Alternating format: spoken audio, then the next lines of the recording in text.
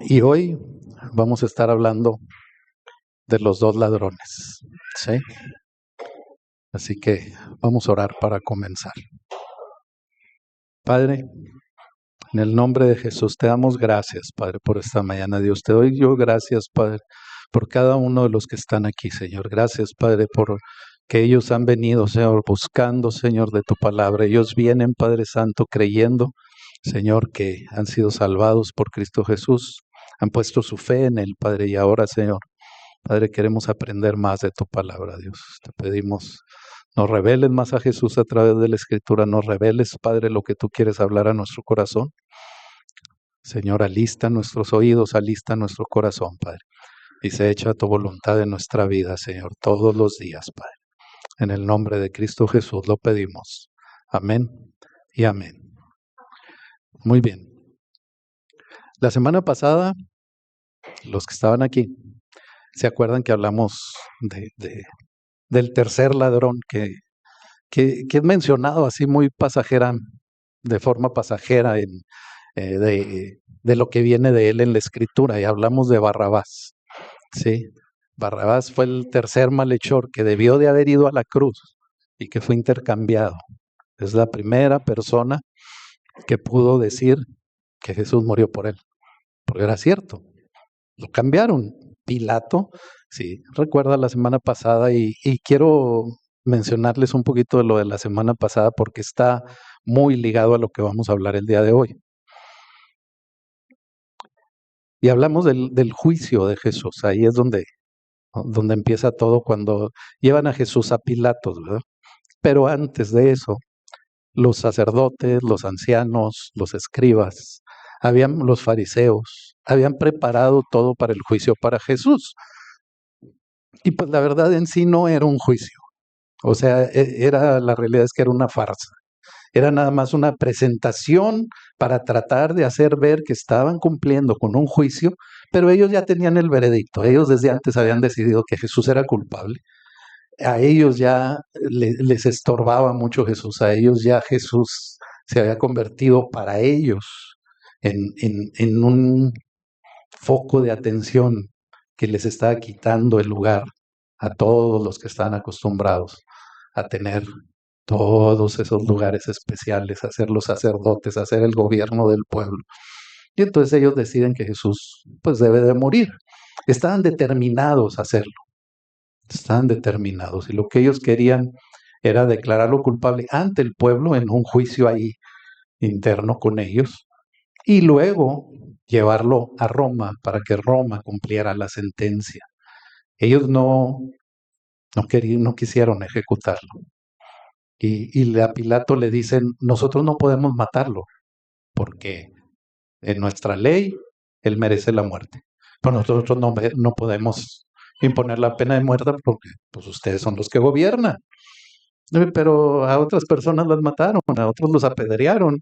Y ahí no se medían para decir, podemos o no matarlo. No era así como cuando están apedreando a Esteban. No era como que tírale piedras chiquitas para que le duela, pero que no se muera porque no podemos matarlo. Lo mataron. Y ahí no se preocuparon por si Roma podía o no imponer la sentencia. Ellos ejecutaron su sentencia. Pero con Jesús no.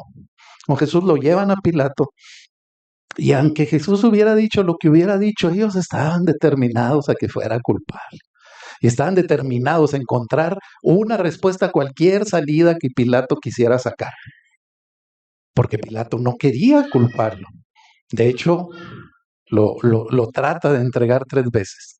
Se lo llevan y dicen, no encuentro nada de culpabilidad en él. Llévenselo y júzguenselo ante su ley. Dios le dice, no podemos. Nosotros ya lo encontramos culpable, tú ejecuta la sentencia. Y Pilato había algo en él. Él sabía que se lo habían llevado por envidia. Dice la Escritura, dice, él sabía que se lo llevaban por envidia. Pero había algo que lo tenía hasta con temor. Y fíjese qué curioso, Pilato era un hombre de autoridad. Sí, llegó en una forma muy curiosa al poder, porque su familia, la familia de la esposa, era una familia prominente y fue lo que lo llevó al poder.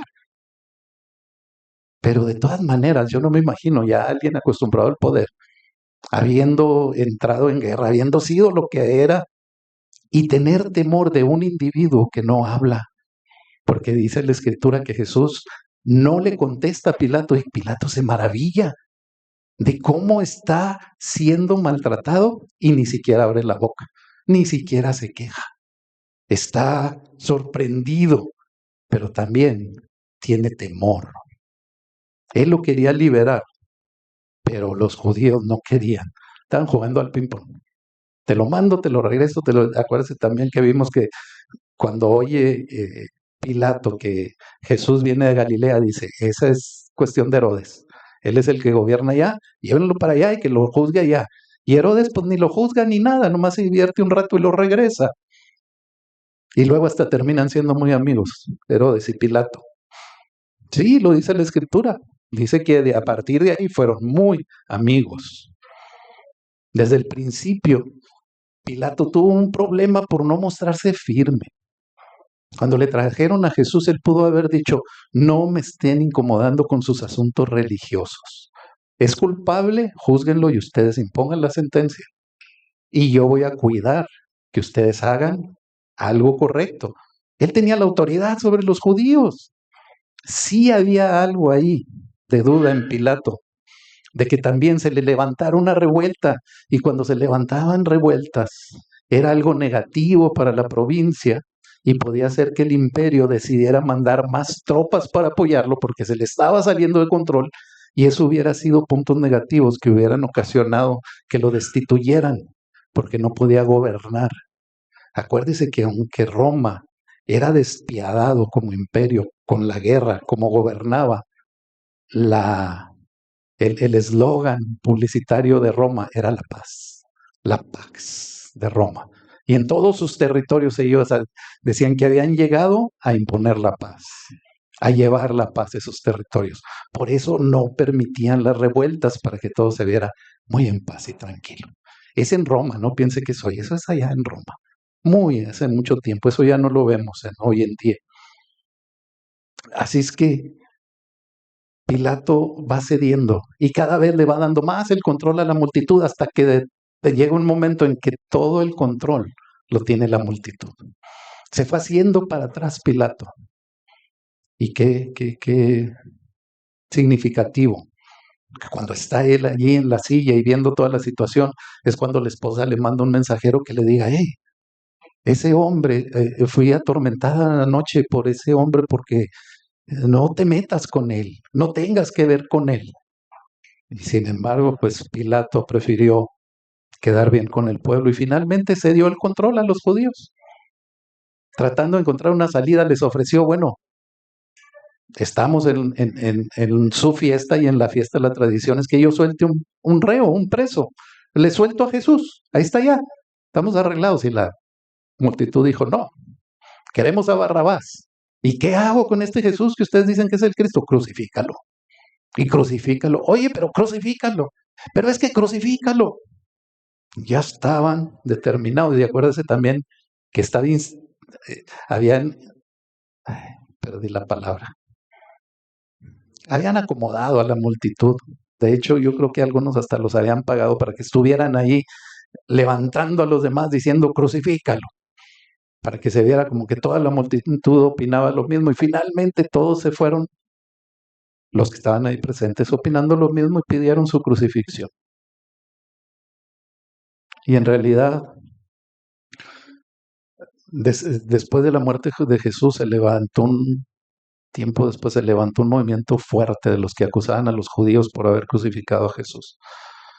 Y hubo gente que los persiguió. Todavía hasta el día de hoy los judíos son perseguidos. Y muchos los perseguían por haber crucificado a Jesús.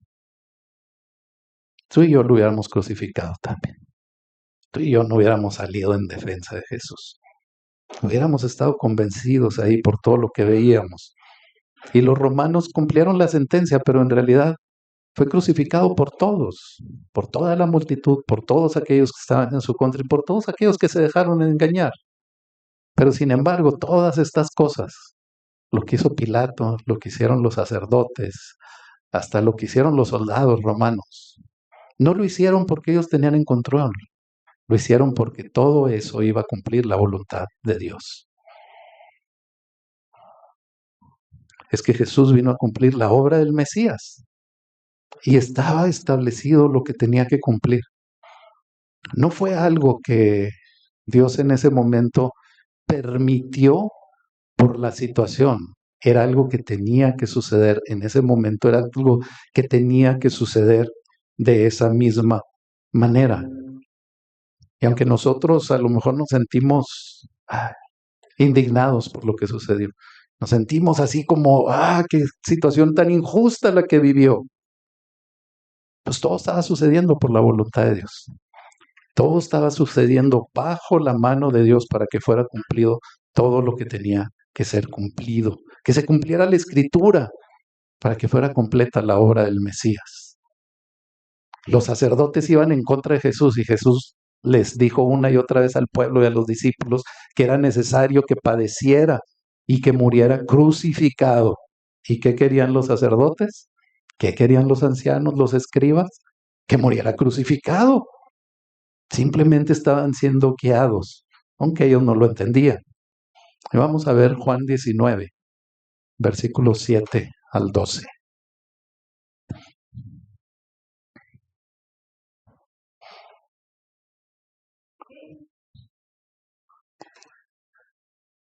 Dice ahí, a partir del versículo 7, dice, los judíos le respondieron. Está hablando de los judíos respondiendo a Pilato. Los judíos le respondieron, nosotros tenemos una ley y según nuestra ley debe de morir, porque se hizo a sí mismo hijo de Dios. Cuando Pilato oyó decir esto, tuvo más miedo y entró otra vez en el pretorio y dijo a Jesús, ¿de dónde eres tú?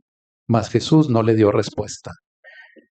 Entonces le dijo Pilato, ¿a mí no me hablas? ¿No sabes que tengo autoridad para crucificarte y que tengo autoridad para soltarte? Respondió Jesús, ninguna autoridad tendrías contra mí si no te fuese dada de arriba. Por tanto, el que a ti me ha entregado, mayor pecado tiene. Desde entonces procuraba Pilato soltarle, pero los judíos daban voces diciendo, si a este sueltas, no eres amigo de César. Todo el que se hace rey, a César se opone. ¿Sí se fijan cómo los judíos tenían respuesta? Pilato lo quería soltar y vinieron y le trajeron algo que le podía calar a Pilato. No, si tú lo sueltas, no eres amigo de César. Casi vinieron a decirle, si tú lo sueltas, nosotros vamos con el chisme. Y vamos a ir a decirle a César que tú no eres amigo de César, porque este dice ser rey. Y a ti te pareció muy lindo y muy tranquilo y lo soltaste. Y nosotros, como honramos a César, pedimos su muerte. Estaban buscando tapar las salidas de Pilato. Estaban buscando que no sucediera más que lo que ellos querían. Pero este reo, este prisionero, había inquietado tremendamente a Pilato. Sí vieron que dice ahí que Pilato tuvo más miedo. O sea, como dicen ahora los jóvenes, más mucho miedo. La primera vez que vi esa expresión se me hizo muy curioso, pero no sé si, digo, entre los jóvenes de mi edad no decimos esas cosas, ¿verdad? Pero en otras palabras, estaba atemorizado. Estaba atemorizado porque algo veía en Jesús que él no podía entender. Tenía un miedo extremo ya. Y trata de averiguar qué es lo que pasa. Trata de averiguarlo yendo a Jesús y diciéndole, ¿de dónde eres entonces? Si no eres de un reino que está aquí, entonces ¿de dónde eres? Y Jesús no le responde. Como papás, perdónenme papás si saco cosas así de repente, pero alguna vez usted eso, sabe que su hijo hizo algo mal, sabe que su hijo se salió de la regla y le dice, ¿qué hiciste? Y no contesta. Dime, ¿qué hiciste? Y no contesta. Y los papás pues siempre sacamos la frase salvadora. Prefiero que me lo digas tú a que vaya y me entere por otro lado. Y si no es frase salvadora, es condenadora, porque luego les decimos, ay de ti, donde vaya a la escuela y me digan que hiciste esto, esto y esto.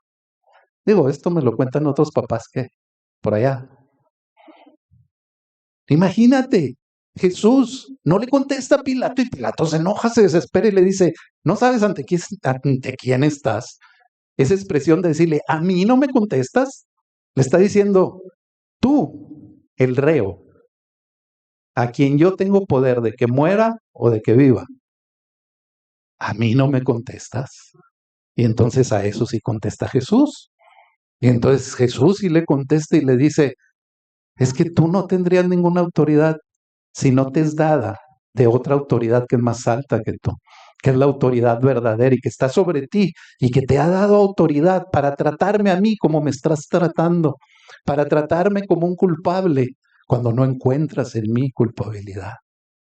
Jesús le está diciendo, hay una autoridad mayor que te está usando para hacer cumplir su voluntad. Si no, tú no tendrías ninguna autoridad sobre mí. No podrías hacerme nada más que lo que se te está permitido que hagas. Y lo que se te está permitido es que cumpla su voluntad tratándome como un culpable. Y luego hace una mención ahí muy especial Jesús. Y dice, y el que me ha entregado tiene más pecado. Debió de referirse a Judas. Porque Jesús cuando se refería a Judas hablaba del que me ha de entregar. Pudo haber sido también referirse a todo el grupo de los sacerdotes y todos los que se conspiraron, porque ellos también lo entregaron. Pero ambos tenían más pecado, pero Jesús no le está diciendo, despreocúpate, aquel pecó más que tú. Jesús le está diciendo claramente, mira, me están tratando de esta manera, como culpable, y soy inocente. Lo pueden hacer nada más porque les está permitiendo mi Padre hacerlo. A esa voluntad a la que se refiere Jesús, esa autoridad a la que se refiere, es el Padre, dándole autoridad para que lo maltraten, para que lo traten como pecador, como culpable. Pero le dice, pero tú y el otro que tiene más pecado que tú, siguen siendo pecadores.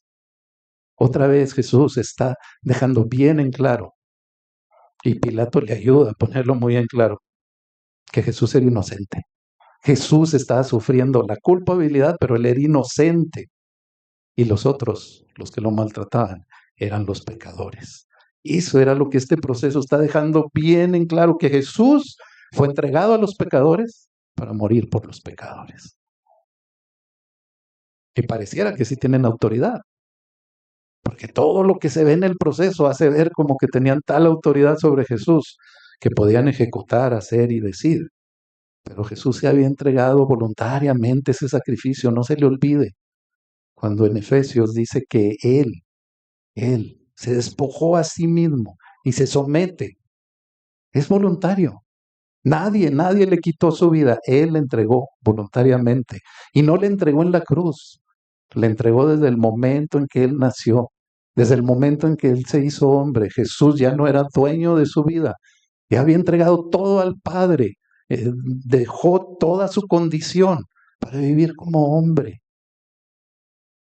Ahí está mostrando que Jesús había venido no solamente a poner su vida por los pecadores, a ser maltratados por ellos, sino a ser señalado como un pecador, a vivir como,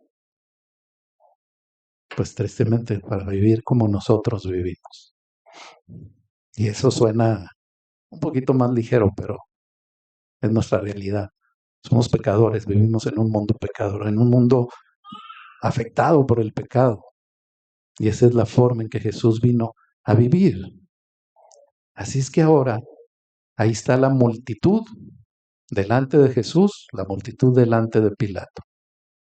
Aquí tenemos ahora sí el panorama completo de una multitud que está siguiendo todo el proceso, que está pendiente de lo que está pasando. Unos estaban pendientes porque eran los que iban a participar, eran los que estaban puestos ahí para participar y para señalarlo y para gritar, ¡crucifícalo! Me imagino cuando les dieron instrucciones. En cuanto salga Pilato y se asome, todos gritan, crucifícalo. A ver, ¿cómo vamos a gritar? Crucifícalo, eso. Repártanse entre la gente.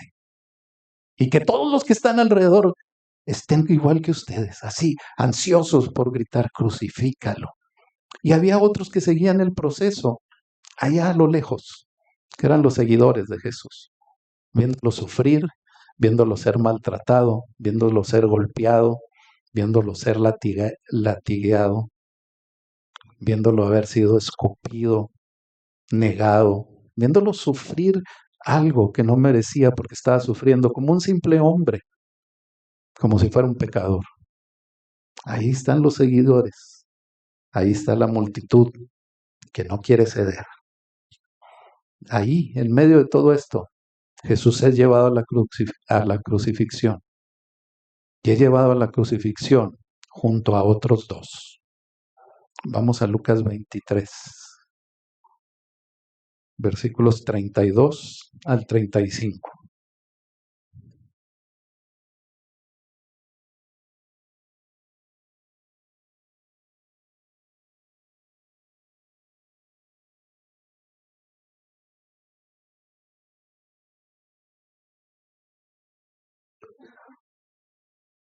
¿Ya están ahí? Dice a partir del versículo 32. Llevaban también con él a otros dos, que eran malhechores, para ser muertos. Y cuando llegaron al lugar llamado de la calavera, le crucificaron ahí, y a los malhechores, uno a la derecha y otro a la izquierda. Y Jesús decía, Padre, perdónalos porque no saben lo que hacen. Y repartieron entre sí sus vestidos, echando suertes. Y el pueblo estaba mirando, y aún los gobernantes se burlaban de él, diciendo, a otro salvó, sálvese a sí mismo si este es el Cristo, el escogido de Dios. Qué curiosa la mención que hace Lucas ahí en el versículo 32 que dice, llevan también con él a otros dos que eran malhechores. Nos está aclarando, los llevan con él porque consideraban a Jesús malhechor, pero no era malhechor. Aquellos iban también a la muerte, pero Jesús no era culpable. Aquellos sí. Habían sido ya condenados a muertes por lo que hicieron, porque eran malhechores. En otro de los evangelios los llaman ladrones. El pueblo no alcanzaba a ver y a conocer que delante de ellos se estaba cumpliendo la escritura. Se supone que el pueblo judío era un pueblo que conocía la escritura.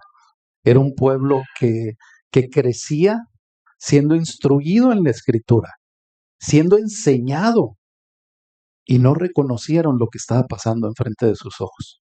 Es como cuando Jesús tomó el rollo de Isaías en la sinagoga y habla a todos, y todos están sin entender, hasta que les dice, esta escritura se ha cumplido delante de ustedes el día de hoy, y de todas maneras no entendieron. La multitud del pueblo no está entendiendo, y aquí en esta parte podemos confirmar que están sucediendo las cosas que estaban en la escritura. Dice aquí que repartieron entre sí sus vestidos, y dices tú, y echaron suertes. Eso, ay, pues ¿qué tenía? Era un reo, era lo que hacían con las ropas de los reos o con todo lo que les quitaban. Los soldados lo agarraban como botín, se lo repartían y se lo llevaban. Sí, pero de Jesús estaba escrito, de los demás no. Es el Salmo 22, 18. Y si usted quiere, lee en su casa el Salmo 22. Es un salmo que habla de Jesús. Es un salmo mesiánico, se le llama.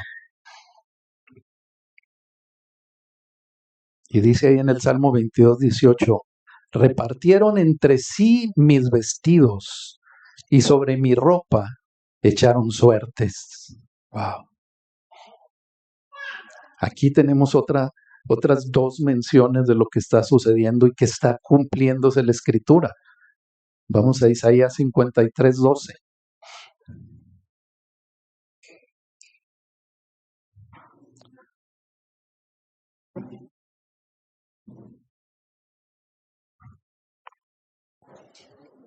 Dice Isaías 53, 12.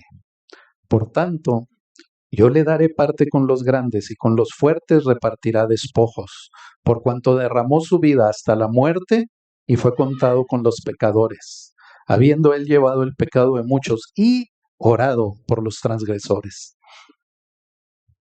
Se cumplen dos partes de esta escritura. Dice que fue contado con los pecadores. Sí, fue contado con los pecadores porque está siendo crucificado en medio de dos ladrones, en medio de dos que eran culpables. Y ahí están contando a Jesús como el culpable. Y nosotros pensamos, pusieron al azar a Jesús en medio. No, no, no, no. Jesús iba en medio, porque Jesús era el centro de todo lo que estaba sucediendo. Era el centro de todo el ataque y era el centro de todo el pecado de la humanidad. Por eso lo pusieron en medio. Y la otra escritura que se cumple aquí de lo que acabamos de leer dice que Él hubo orado por los transgresores. Y Jesús dijo, Padre, perdónalos porque no saben lo que hacen.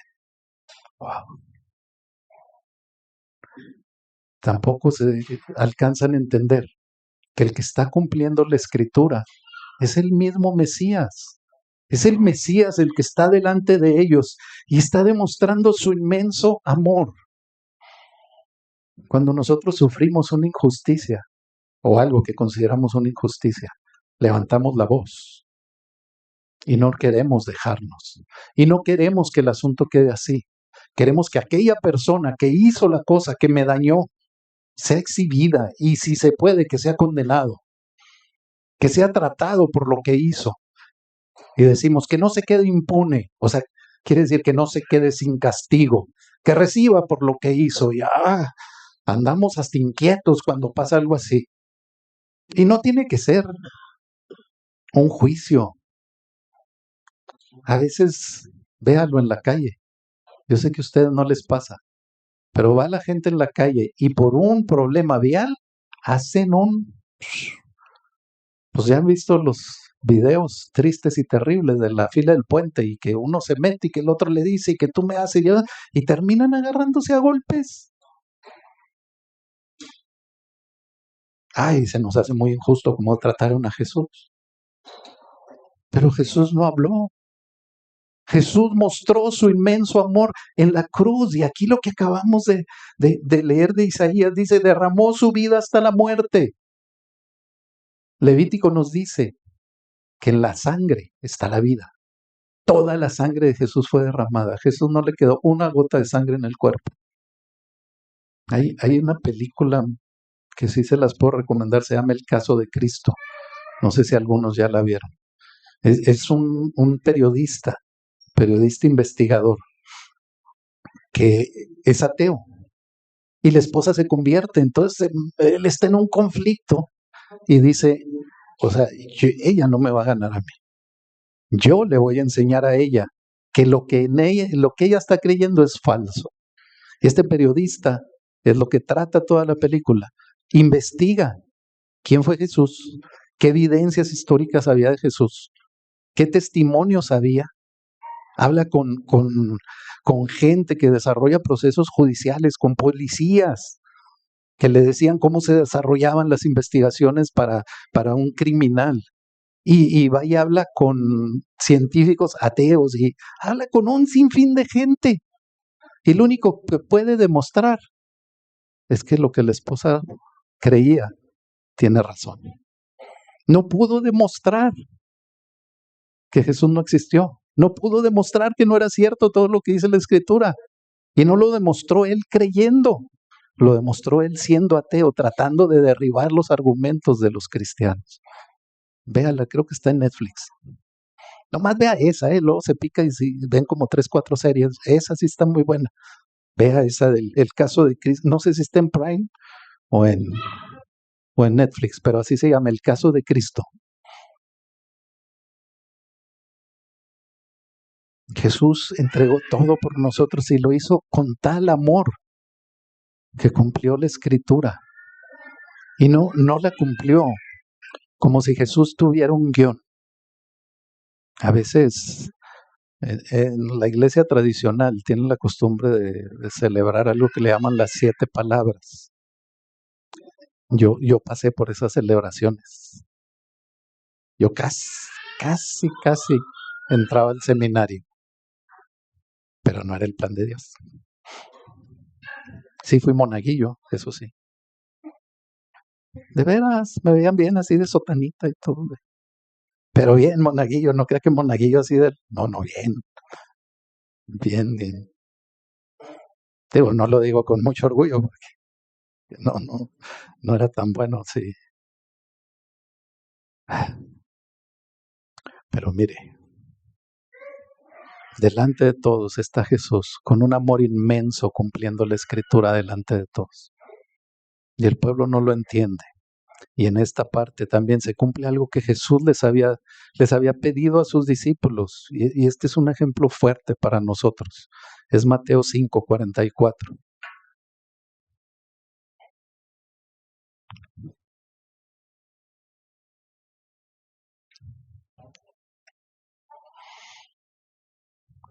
Dice, pero yo os digo, amad a vuestros enemigos, bendecid a los que os maldicen, haced bien a los que os aborrecen, llorad por los que los ultrajan y os persiguen.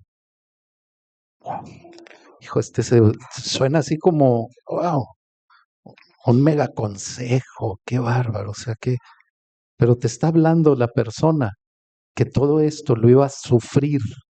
No solamente lo estaba hablando porque lo tenía que hablar, no solamente, como les decía ahorita, estaba llevando un guión en ese, como les decía, de cuando yo viví esa tradición de las 7 palabras, yo lo veía como, pues ahora tenía que decir esto, pues lo dijo. Y pues ahora tenía que decir esto, pues lo dijo, para cumplir, ¿verdad? Porque pues tenía que cumplir. Yo estaba chiquillo, no crea que ahorita estaba chiquillo. Pero no era así. Jesús es la palabra. Juan dice, en el principio el verbo era con Dios y el verbo era Dios y el verbo estaba con Dios. Él mismo es la palabra que nosotros tenemos escrita y Él hizo que esa palabra se cumpliera. Y Él cuando les dice esto a los discípulos, no les dice para que ustedes vivan felices, amen a los que los aborrecen. Él les dice, esto os voy a pasar yo. Les dice, yo os digo, les está diciendo, yo que soy la palabra, voy a padecer y a sufrir. Así es que ustedes bendigan a los que los maldicen, oren por los que los ultrajan. Imagínate, ando muy de películas. Hoy hay otra película ahí, pero esa no sé en dónde está. Es el testimonio de un misionero que se llama Richard Wurmbrand, con W. Está medio difícil el apellido. Él es el fundador de un ministerio que se llama La Voz de los Mártires. Y él estuvo preso como 17 años en Rumania. Perdónenme. Bueno, ahí ven la película y se acuerdan si era en Rumania. Creo que sí era en Rumania cuando llegó el comunismo. Cuando llega el comunismo, juntan a todos los pastores y les hablan y les dicen, nosotros venimos a apoyar el... ¿Rumania? ¿Turquía? ¿Rusia? No, no era Rusia. Bueno, la vuelvo a ver, a lo mejor tienes razón y me estoy... Vean la película y no les vamos a confirmar si era o no Rusia, para que vean la película. Y dura como 70 minutos, yo creo, la película, 1 hora escasamente. Y convencen a los pastores de participar con el comunismo, y el comunismo lo único que hace es apresarlos y los que no, tenían que ellos en sus servicios alabar al comunismo. Y este pastor se niega. Y él tiene miedo. Y hay una escena bien padre donde la esposa le dice, mi esposo no es un cobarde. Y mi esposo daría sus convicciones y todo. Prefiero un esposo preso que un esposo cobarde que niegue el evangelio. Y entonces él se levanta y habla en contra del comunismo. No pasan 3 días cuando lo llevan preso. Y dura 17 años en prisión. Y no en una prisión donde le daban comida 3 veces al día, donde le daban tormento 3 veces al día. Y en una de esas veces está tan mal, está así como que se quiere morir y viene el que lo va a maltratar. Y no los maltrataban nada más de hablarles. O sea, lo colgaban así y le pegaban en los pies. Él tuvo sus pies deformados por ese maltrato. Y cuando entra el que lo viene a maltratar, le dice, ¿qué estás haciendo? Porque lo encuentro orando. Y le dice, estaba orando por ti. ¿Cómo que por mí? Si te vengo a golpear y a maltratar. Eso es lo que Jesús les está hablando. Les está diciendo, yo lo voy a sufrir, yo lo voy a padecer. A mí me van a maltratar. Ustedes oren por eso, por aquel que te ultraja, por aquel que te maltrató. No, Jesús no les dijo, ve y pégale de besos y dile que wow. Dijo, ora por él, bendícelo. Jesús no se bajó de la cruz a abrazar a los soldados romanos, pero sí pidió al Padre y le dijo, perdónalos, no saben lo que hacen. Y no nada más estaba diciéndolo por los soldados romanos, Estaba pidiendo por todos ahí. No solamente estaba pidiendo por los que lo maltrataron, los que lo crucificaron. Estaba pidiendo por los sacerdotes que lo habían juzgado. Estaba pidiendo por Judas que lo había entregado. Aunque Judas se ahorcó. Estaba pidiendo por los que le escupieron en el camino. Estaba pidiendo, Padre, perdona a los que me latiguearon. Y esta parte de este perdón que Jesús pide tiene dos partes. Una, el amor de Jesús diciendo, Padre, perdónalos porque son pecadores.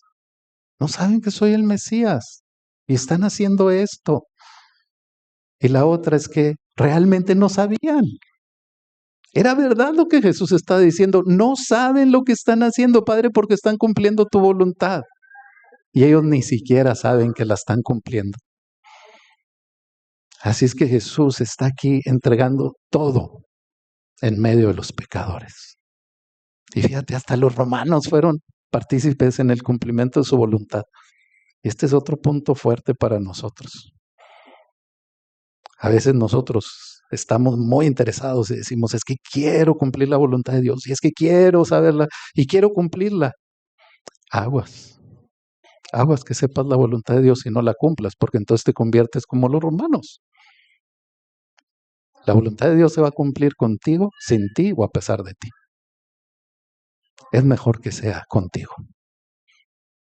Y que participes en la voluntad de Dios. Y si no conoces la voluntad de Dios, ora al Señor y dile, Padre, esto es lo que yo tengo en mano, esto es lo que quiero hacer. ¿Tú lo permites que lo haga? Nos hemos acostumbrado a veces a orar exigiéndole a Dios. Y Señor, confirma, pon, haz, y oramos con una fuerza así que decimos, esto se va a cumplir. Oh, ¿cómo no? Pues si lo oré en el nombre de Jesús. Ora al Padre y dile, Padre, ten misericordia de mí. Muéstrame tu camino, Señor. Y si el camino que camino no es tuyo, Señor, no me dejes ir por ahí. Enséñame senda de justicia. Cambia mi corazón. Transforma mis decisiones y llévame a cumplir tu voluntad para bendición. No a cumplir tu voluntad sin saber lo que estoy haciendo. No a cumplir tu voluntad siendo de los que latigueaban a Jesús. Así es que llegamos al último punto, los dos ladrones.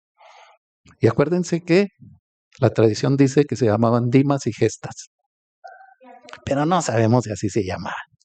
Entonces le vamos a decir los dos ladrones, porque eso de Dimas y Gestas apareció como 3 o 4 siglos después. Y aparte muy dudoso donde apareció, así es que mejor le llamamos los dos ladrones.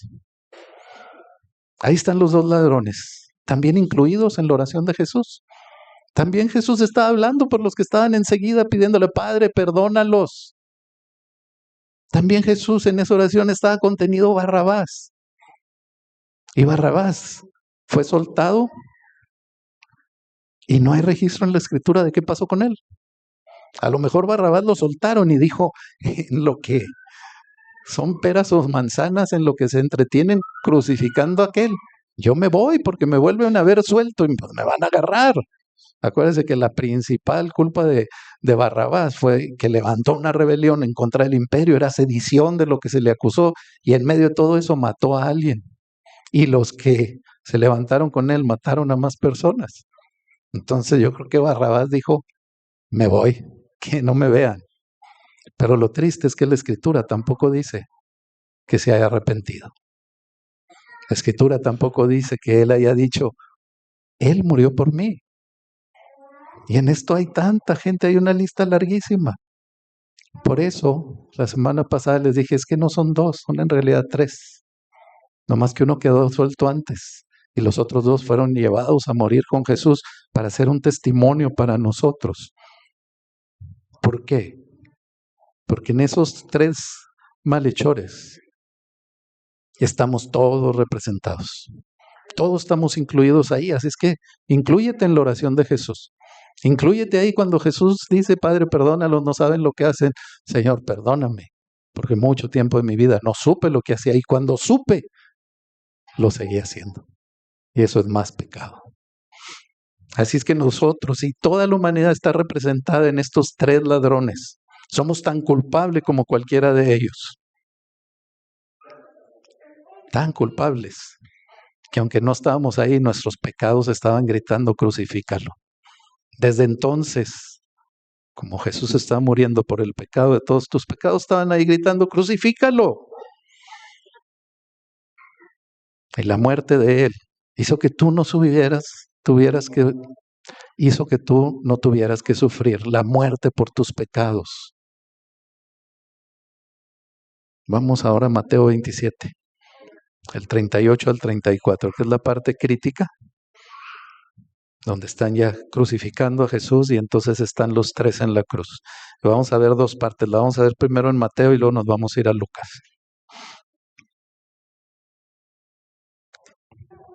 Si quieren digan amén cuando ya lo tengan para empezar a leer en cuanto lo tengan. Amén, yo también ya lo tengo.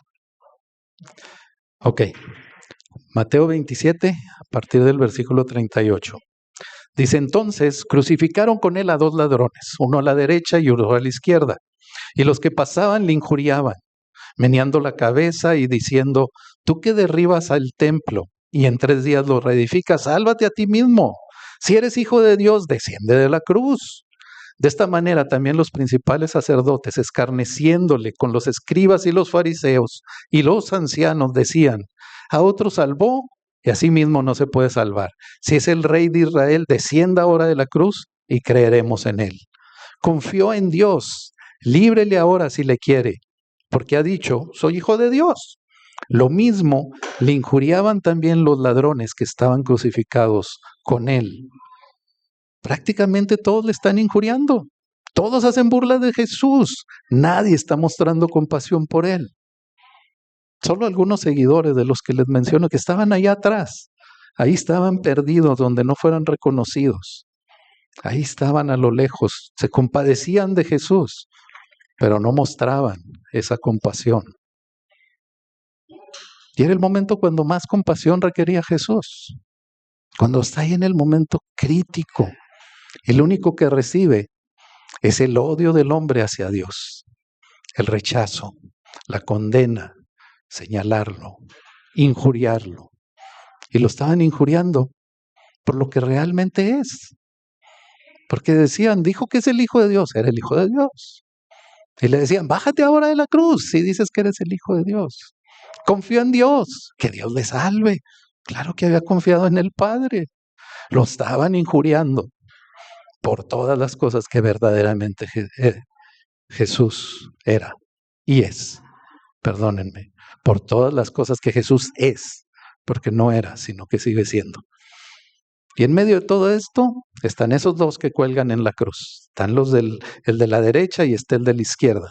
Y están condenados a muerte por sus acciones. Están condenados a muerte por su delito.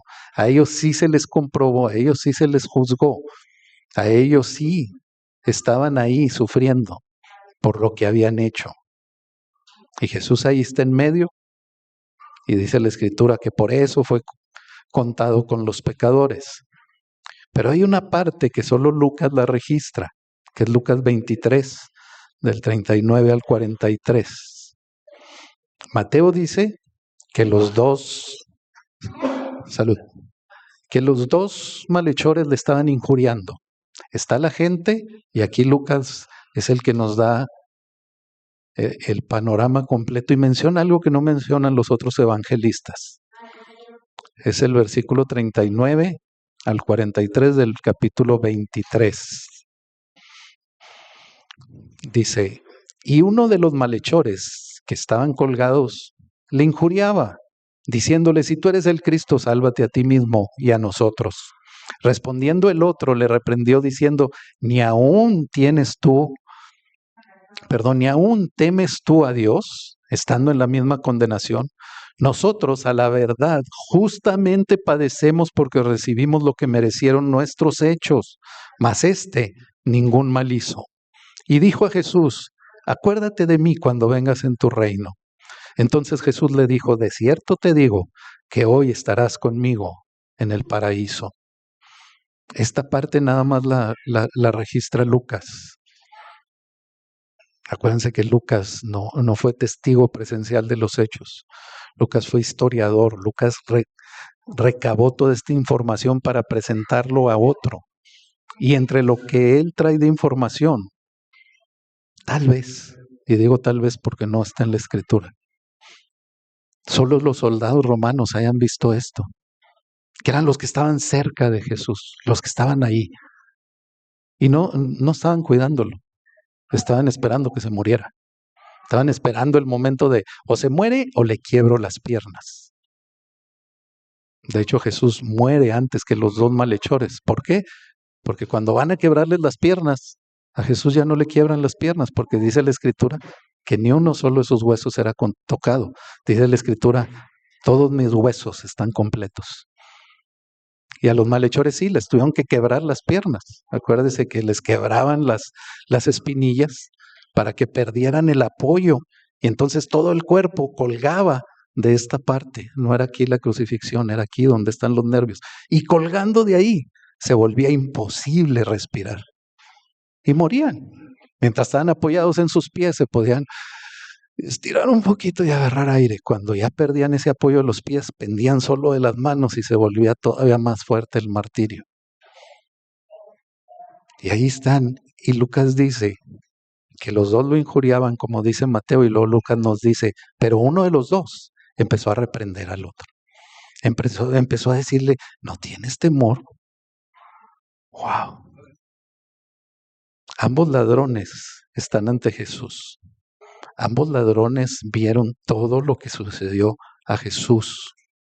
Lo habían visto sufrir, porque cuando lo sacaron para llevarlos a la crucifixión, ya venían los dos con él. Ahí vieron a Jesús cómo venía. Jesús era el más maltratado. Una de las cosas que hacían es que al reo que iba a ser crucificado, lo latigaban en la medida en que reconocía su culpa. El que reconocía la culpa no le daban tantos latigazos, ya estaba condenado ya. Pero si alguno se resistía a reconocer su culpa, como creían que estaba haciendo Jesús, lo latigaban de la forma más severa. Y no es ahorita el momento que les voy a relatar la crucifixión, pero era algo terrible. Jesús llegó completamente maltratado. Ellos lo vieron cómo venía.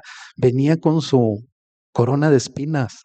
Y la corona de espinas no se la pusieron así encimita, se la clavaron. Y todavía que la tenía clavada le daban con la vara. A ver, el rey de los judíos, ¡pum! Los soldados no nomás estaban burlando de Jesús, se están burlando del pueblo judío. Y les estaban diciendo, mira cómo tratamos a tu rey, al que dice que es tu rey. Y mira, y mira. Cuando ellos, los ladrones, lo vieron, se dieron cuenta que Jesús había sufrido algo que ellos no sufrieron. Sufrió mucho más allá, no sufrieron lo mismo. Lo vieron cómo estaba y lo todavía. Casi estos dos ladrones, cuando van camino del Calvario, casi pasan desapercibidos. Al que van injuriando es a Jesús. El que se cae es Jesús. Al que escupen es a Jesús. Al que maltratan es a Jesús y los otros dos atrás van viendo todo esto. Y pensamos que el camino al Calvario era un caminito que... No, los soldados buscaban que el camino fuera el más largo posible. Lo paseaban por la ciudad para que todo el mundo viera cómo iban a crucificar, cómo iban a tratar a los que se levantaban con el imperio, a los malhechores, y los exhibían. Y luego los llevaban hasta allá al punto. A la orilla del camino los crucificaban para que fueran testimonio para todos. Y ahí estos dos hombres pudieron ver exactamente todo lo que Jesús sufrió. Todo lo que dijo, todo lo que cayó. Y la reacción es completamente diferente. Uno de ellos quiere la salvación. La quiere de inmediato y aquí en la tierra, ahorita, en este momento, le exige salvación. Si realmente eres quien eres, si eres quien dices ser, sálvate a ti y sálvanos de pasada a nosotros. Sálvanos. Ese es el grito de la humanidad. Y cuando hay desastres naturales más, o cuando hay una tragedia que la gente, wow, cuando muere un niño, la gente, ¿dónde está Dios? ¿Por qué Dios permite esto? ¿Por qué esto le sucede? ¡Oh! Es la humanidad que ha rechazado a Dios, que ha rechazado a Jesús. Y en esos momentos, quieren la solución rápida, quieren la respuesta pronta. Este ladrón quería la salvación en ese mismo momento. Y el otro, culpable también, colgado también, sufriendo también, clama por misericordia y lo reprende. Y le dice, tú y yo, malhechores los dos, estamos recibiendo lo que merecemos. Pero él está sufriendo por culpa nuestra. Él no tiene culpa. Él llegó como inocente y está sufriendo lo que no le corresponde sufrir. Está sufriendo por el peso del pecado que está siendo cargado en él. Y dices, oye, todo eso no dijo el ladrón, pero todo eso creyó. Todo eso creyó porque él se da cuenta que Jesús es realmente quien dijo ser. Y es entonces que voltea y le dice, acuérdate de mí cuando vengas en tu reino. Él no le dice, sálvame, Señor. Él no le dice, Señor, quita este sufrimiento. Él entendió lo que él está haciendo no es para este mundo. Es un reino que es eterno y que no es de esta tierra.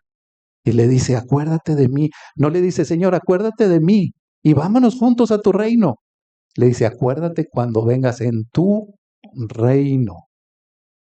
Este malhechor de verdad respetó a Dios porque lo reprendió al otro y le dijo, ¿no temes a Dios? O sea, les voy a poner en palabras actuales, le dijo, cállate la boca. ¿Qué tonterías estás diciendo? No tienes temor, estás frente a la muerte. ¿Y no tienes temor de hablar así contra Dios? Yo creo que el otro dijo, ¿dónde está Dios? Aquí está crucificado. Me imagino que se asomaban así para hablar, porque estaba Jesús en medio. Tenían que estirarse así en la cruz y no era cosa fácil estirarse. Acuérdate que estaba crucificado. Y le decía, hey, ¿no tienes miedo? ¿Cómo hablas contra Él? Él está sufriendo sin culpa. Él es inocente.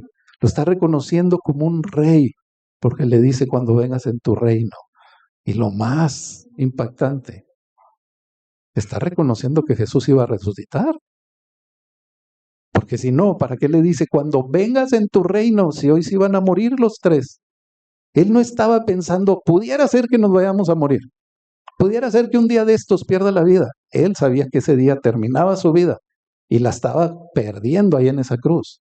Y dijo, pero él va a regresar. Y Jesús le responde, hoy estarás conmigo en el paraíso. Wow. La humanidad ha visto a Jesús, ha conocido a Jesús. De hecho, ahorita ponle en el canal de que quieras de la televisión, métete al Facebook, bueno, en la tele no. Anoche nos estaban hablando de compartiendo algo que aprendió una persona acerca de las nuevas generaciones. La tele no les importa. Ya no les importan muchas cosas más que lo que venga a partir del aparatito. Todo fuera del aparato no existe. No les interesa la interacción, no les interesa hablar, no, nada más lo que venga en el aparatito. Toda la humanidad ahorita tú la ves. Y hasta esos que ven el aparatito, todo está lleno de Semana Santa, todo está lleno de la pasión de Cristo, de la crucifixión, del sufrimiento, de esto, del otro. Pero tienen a Jesús enfrente y no lo ven. Tienen a Jesús enfrente y no ven que es el Mesías. Tienen el testimonio delante de ellos y no creen que es el Hijo de Dios. Así está la humanidad y en muchas ocasiones se nos dice que en esta imagen de las tres cruces está representada toda la humanidad. En cierta forma sí, pero también acuérdense que está Barrabás y Barrabás estaba suelto. Así estamos muchos de nosotros, así está la humanidad en general. Andan sueltos por donde quieren, andan haciendo lo que les da la gana hacer, andan viviendo como quieren vivir. Y muchos de ellos piensan, al final me arrepiento. Va a llegar un momento en que me voy a arrepentir. Los que piensan en arrepentirse, hay otros que nunca toman conciencia, que nunca les es revelado el Evangelio y cuando les es revelado no lo creen y lo dejan. Y de estos dos ladrones no sabemos más de su vida. Lo único que sabemos es que eran ladrones que iban a ser crucificados y que fueron crucificados al lado de Jesús. Que le injuriaban y que uno de los dos lo reconoció como el Señor, como el Hijo de Dios, como el Mesías, y el otro no. Los dos estaban en sufrimiento extremo por su pecado, los dos estaban recibiendo su castigo, pero uno de ellos, del cual hablamos muy poco, aún está padeciendo, aún sigue sufriendo ese castigo. Todos nos enfocamos en el ladrón que reconoció a Jesús, y él está disfrutando todavía. Él está delante de Jesús en el paraíso, porque la salvación no es que estemos aquí en la iglesia. La salvación no es una oración que tú hiciste un día. La salvación es vivir con Jesús. Porque Jesús no le dijo al ladrón, hoy estarás en el paraíso. Le dijo, hoy estarás conmigo en el paraíso. La salvación es estar con Jesús. Y uno de los dos ladrones sigue sin Jesús y sufriendo toda la vida. Es aquel que lo injurió y que no lo reconoció. Y hasta la fecha, ahí está, sufriendo. Él quería que lo bajaran de la cruz, imagínate nada más. Llegó la muerte y lo que sufrió después de la muerte y lo que ha sufrido todo este tiempo ha sido peor que la cruz. Y lo que va a sufrir el día que venga la muerte final, cuando sean echados al lago de fuego, será más terrible todavía. ¡Wow! Necesitamos entender que el Evangelio es vivir con Jesús, pero vivir todos los días de nuestra vida, no vivir nada más un día y sentirnos mal y ¡ay! Viene la Semana Santa, no voy a comer, no voy a hacer, no voy a decir ni una mala palabra. Esto es para toda tu vida. Jesús no es un momento. Jesús es el camino, la verdad y la vida. No hay otro. Él nada más es el camino, la verdad y la vida. Y si tú no tienes la vida por Él, no vas a ningún camino. Estás en una mentira y vas a vivir eternamente en esa mentira. Así que, para aquellas personas que piensan, me voy a arrepentir al final. En primer lugar, no sabemos si vamos a tener oportunidad de hacerlo. Porque cuando tienes un accidente, ¿qué oportunidad hay de arrepentirte? O a lo mejor no es un accidente. A lo mejor fallan tus pulmones, se colapsan repentinamente y tienes un paro respiratorio. Y en medio de todo eso, es tan instantáneo que tampoco tuviste tiempo de decir, Señor, perdona mis pecados, me arrepiento. Pero aparte de eso, esa gente que piensa en arrepentirse al final está rechazando ahorita a Jesús. Y la salvación es por cuenta de Dios, no del hombre. No creo que lo vayan a encontrar antes de finalizar su vida, porque ya lo rechazaron ahorita. Ahorita es el momento en que entendamos, debemos de vivir con Jesús, por Jesús y para Jesús. Y esa es la vida abundante que Él prometió para nosotros en este mundo. La vida eterna es de aquel lado, pero la vida abundante en Cristo Jesús es desde ahorita. ¿Cómo queremos vivir? Queremos vivir, peco, me arrepiento, peco, me arrepiento, peco, me arrepiento. Al cabo vivimos en la gracia, ¿no? Peco, me arrepiento. No, Jesús no espera eso de ti. Jesús espera que vivas con Él y que el pecado se vuelva para ti algo extraño, algo lejano, algo que aborreces y que tú amas la presencia de Jesús y quieres vivir ahí. Vamos a orar. Padre, en el nombre de Jesús, damos gracias, Dios, por este día. Padre, damos gracias por tu bendición, por tu misericordia. Señor, en esta tarde, Dios, pedimos que, Padre Santo, Dios, perdone nuestras fallas, perdone nuestras ofensas. Señor, perdone si no hemos sido, Señor, entendidos, Padre, en el mensaje de tu palabra, Señor, si hemos fallado, si hemos sido, Señor, Padre, ligeros al entender el Evangelio. Pero, Padre, en esta tarde, Señor, te pedimos que nos permita, Señor, saber que, Padre, podemos arrepentirnos, que podamos ser perdonados por la gracia en Cristo Jesús. Que cada día, Señor, podemos tener fallas, Padre, pero no regresaremos al pecado. No viviremos, Padre, en el pecado, sino viviremos por Jesús. Viviremos, Señor, en la gracia, Señor, en la vida abundante de Cristo Jesús, y viviremos, Señor, guiados por tu Santo Espíritu, Padre. Ayúdanos, Padre, en momentos de debilidad. Fortalécenos, Señor, en los momentos en que, Señor, nuestra carne, Señor, se apodera, Señor, y trata de hacer su voluntad. Guíanos, Padre, en los momentos en que nuestra mente no sabe decidir. Fortalécenos, Señor, en el momento en que nuestro corazón vacila en las emociones.